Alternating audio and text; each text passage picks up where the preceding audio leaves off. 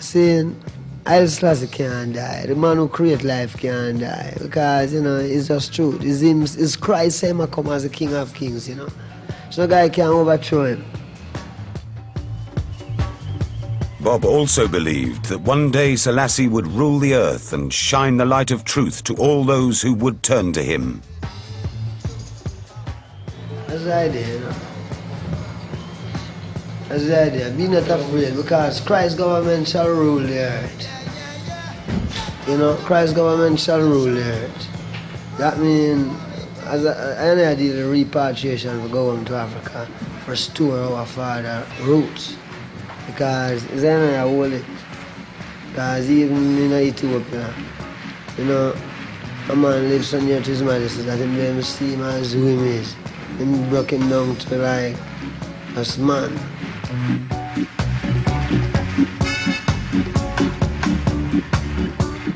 Every man got the right to decide his own destiny. And in this judgment there is no partiality. So arm in arms with arms, we'll fight this little struggle, yes. 'Cause that's the only way we can overcome our little trouble. Brother, you're right, you're right, you're right, you're right, you're so right. We gon' fight, we gonna fight, we'll have to fight, fighting for our rights. Mash it up in a Zimbabwe, set it up in a Zimbabwe. Africans are liberate Zimbabwe. I liberate Zimbabwe. No more internal. By 1980, the cancer had spread from Bob's injured foot to the rest of his body. He knew his time on Earth was coming to a close. So when he was invited to perform at the Independence Day ceremonies in Zimbabwe, in the heart of Africa, he eagerly accepted. Bob felt he had returned to his spiritual homeland. Like all Rastas, he believed that all Africans had once been united as Ethiopians. That means, it really means again that the people have to unite with His Majesty, forget Africa, to name Ethiopia again. As easy as that. Because when they name Ethiopia, man start coming and capture. And with them capture, them just capture, unite them capture and call it Africa. But whenever capture, still name Ethiopia, that means it's like a man have your herb, you know, when I take it to it. But what you leave with is it name herb still, you know? And you can just take this and call it something else. There beats a heart, so soon we'll find out who is the real revolutionaries. I don't want my people to be tricked by mercenaries. Brother, you're right, you're right, you're right, you're right, you're so right. We gonna fight, we'll have to fight, we gonna fight. So the only way Africa can name Ethiopia again is that the Africans have to unite for the Ethiopia. The ways of His Majesty, not the ways of the Russian, nor the American. No socialism, no communism, no capitalism. African, you know. Christ. That's where God come from, you know.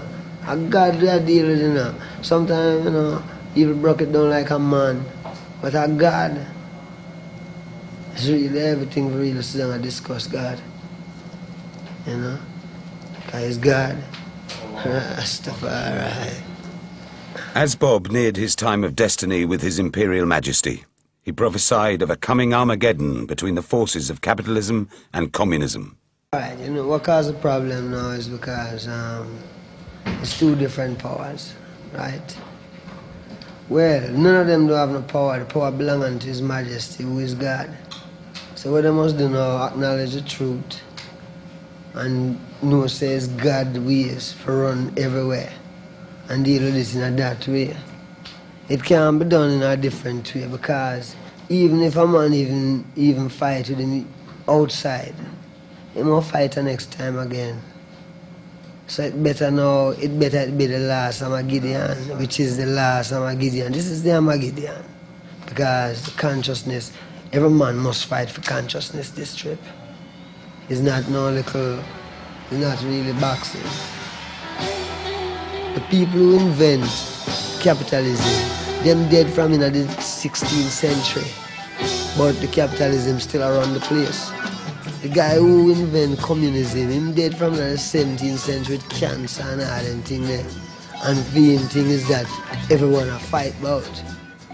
Now here come Rastafari, who never need a bow to America, nor a bow to Russia, for build up no nuclear thing, for really have that kind of, you know, he must remain God. So it's man conscience, you know. Rise up, falling fighters. Rise and take your stance again. He who fights and run away, live to fight another day. Bob predicted that the white race, empowered by nuclear technology, would destroy themselves unless they turned to Jah.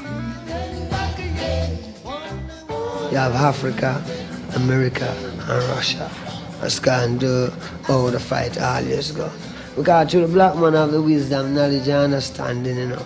The white man get the gift of technology. But when he use it now, him never use it now, right? Him use it for build a weapon for kind of, figure say, him ideas of God, which can't work. But until black people unite before the white man can see when really I deal with kind of like him in a dream of, just a dream, because the black people is not together. Because the black man get the knowledge, get the gift of wisdom, knowledge, and understanding. And he asks to ever live in life too. So this is where I go on. God black people for unite, and God power come home. And all people right. So it's going on. As easy as that. Well, you know, all them things there. You see, we know a greater power than nuclear. I think them earthquake, lightning and thunder. So you see, nuclear thing, this will just keep the people away from God. Believe that man can destroy the earth. Man can only destroy himself. So we're not afraid for nuclear. Them things there is only to keep the people fear. You fear that men have such great power that them can, you know, that can't work. Them only threaten innocent people's life. And that cannot work.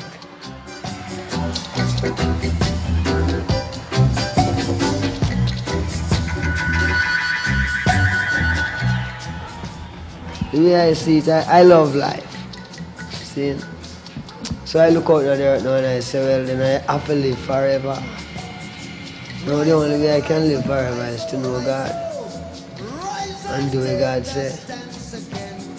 And no man can fight that. So when I look out and I see His majesty, you know, and without time and time to reveal that He is God.